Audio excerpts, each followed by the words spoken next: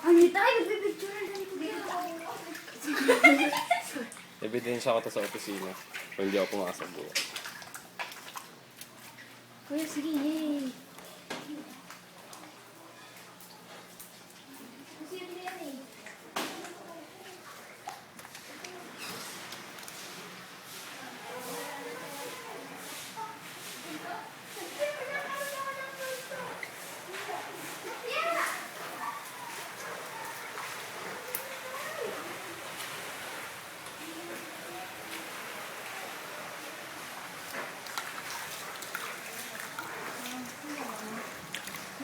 Alam mo, tinan mo yung ano, nasa kwarto na natin.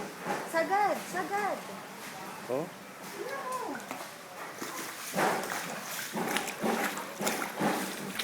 Hindi pa? Layo pa?